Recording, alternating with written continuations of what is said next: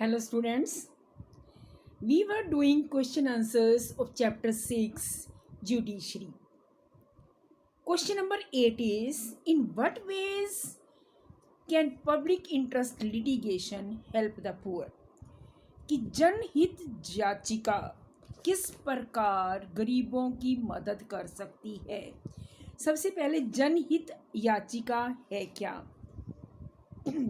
Public interest litigation means that the person and associations other than the sufferers have the right to seek justice on their behalf.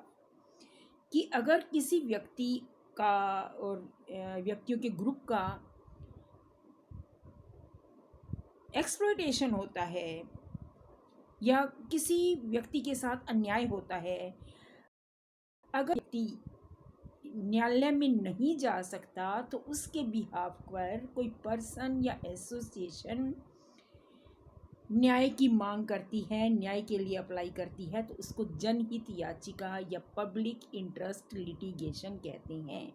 जनहित याचिका यानी कई बार क्या होता है, गरीब लोगों के साथ एक्सप्लॉयटेशन हो रहा होता है, उनका शोषण हो रहा होता है, तो वो they can not afford to go to court, वो कोर्ट में नहीं जा सकते। तो उनके बिहाफ पर अगर कोई संस्था अथवा कोई व्यक्ति उनके बिहाफ पर न्याय की डिमांड करता है, न्याय के लिए अपील करता है, तो उसको जनहित याचिका कहते हैं, पब्लिक इंटरेस्ट लिटिगेशन कहते हैं।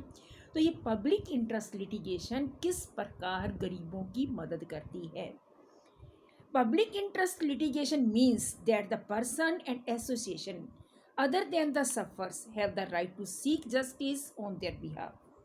This concept states that a person can seek justice not only for himself but for any other person, कि व्यक्ति केवल अपने लिए न्याय की डिमांड नहीं कर सकता बल्कि किसी और के लिए भी न्याय की अपील कर सकता है।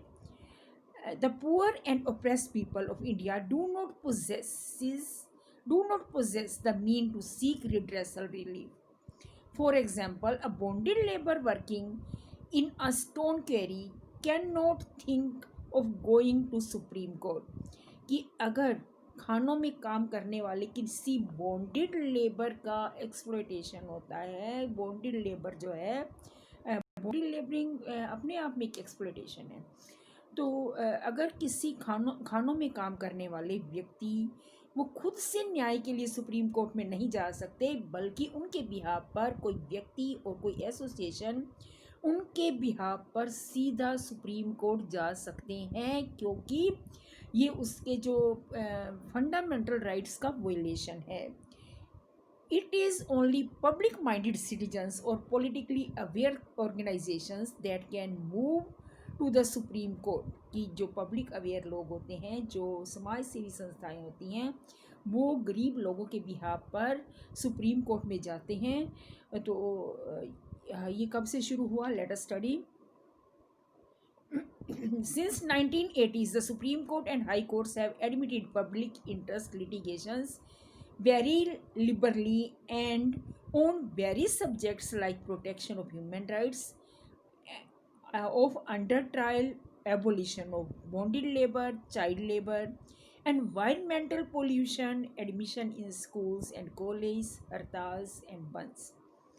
कि जो 1980 से सुप्रीम कोर्ट और हाई कोर्ट ने पब्लिक इंटरेस्ट लिटिगेशन पर विचार करना शुरू कर दिया है, जो कि ह्यूमन राइट के वायलेशन पर हों, बॉन्डेड लेबर, चाइल्ड लेबर या एनवायरमेंटल पोल्यूशन के लिए कोई पिटीशंस हों, तो उनको सीधा सुप्रीम कोर्ट या हाई कोर्ट में ले जाया जा सकता है। Next question is question number 9th. Do you think the judicial activism can lead to conflict between judiciary and executive? Why? क्या आपका मानना है कि जो न्यायिक सक्रियता है, न्यायिक सक्रियता के कारण न्यायपालिका और कार्यपालिका में विरोध पनप सकता है? न्यायिक सक्रियता, जुडिशियल एक्टिविज्म, यानी न्याय के लिए लोग जो है अवेयर हो रहे हैं, तो ये जो है कार्यपालिका और न्यायपालिका के बीच में विरोध उत्पन्न कर सकता है। Let us study. During the last few years, judicial activism has become an important feature of Indian judicial system. Judicial activism has become popular because it provides justice to the poor and innocent.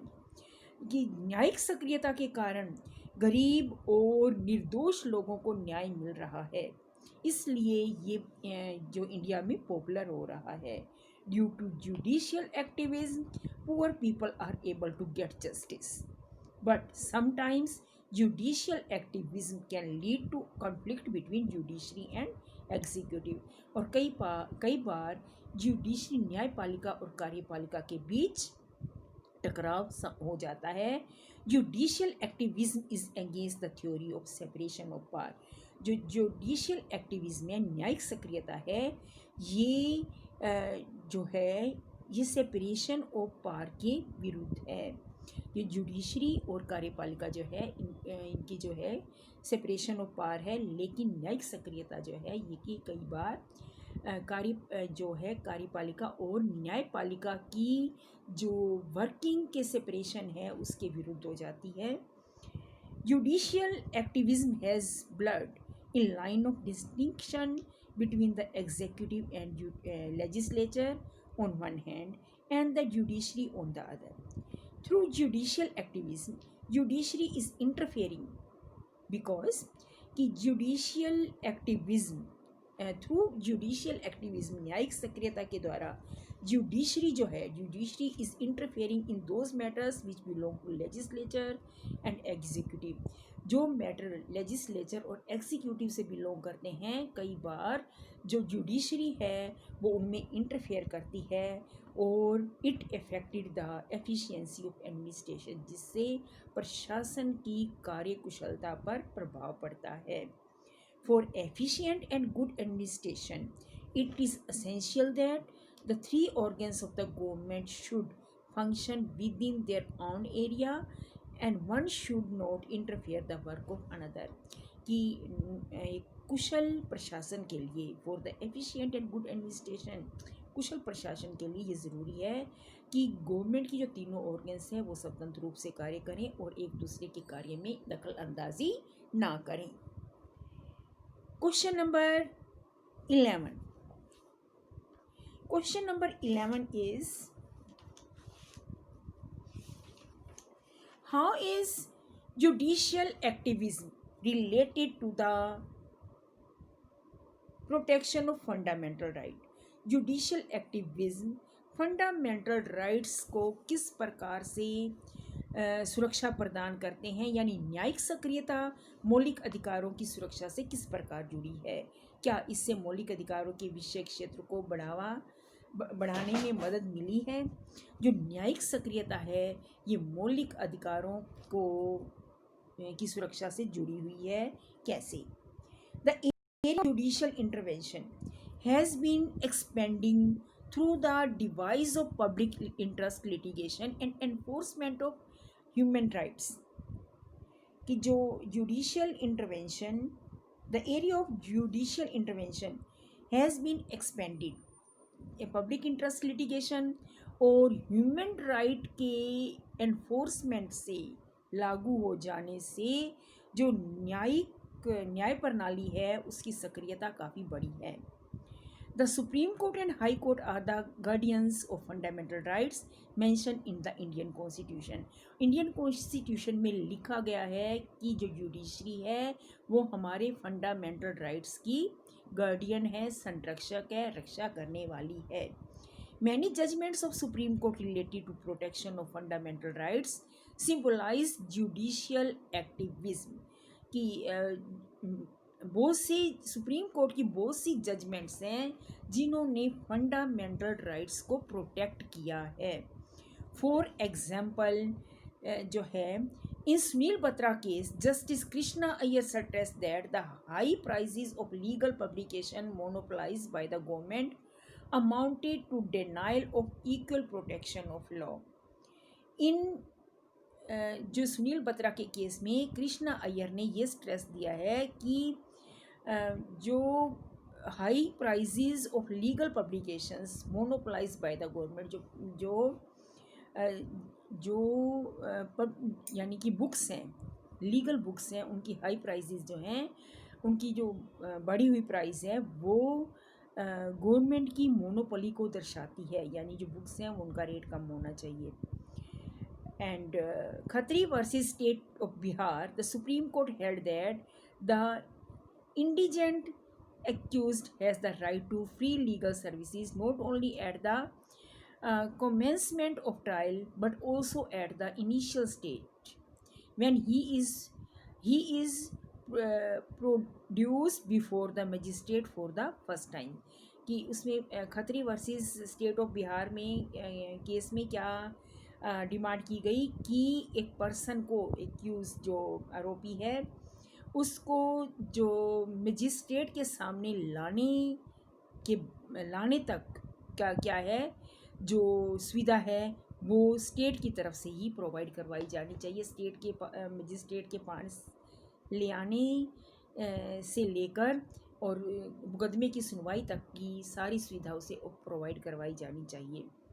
तो ये सब जो हैं क्या है, judicial activism से related हैं और ये फंडामेंटल राइट्स को प्रोटेक्ट करने के लिए प्रोटेक्ट करने में सहायक हैं। तो नेक्स्ट जो हमारा क्वेश्चन है वो है very important question of chapter कि जो जुडिशल एक्टिविज़म जुडिशल रिव्यू क्या है। What do you understand by judicial review? Judicial review means the court can declare any law or executive order to be unconstitutional if it is violative of the constitutional provision।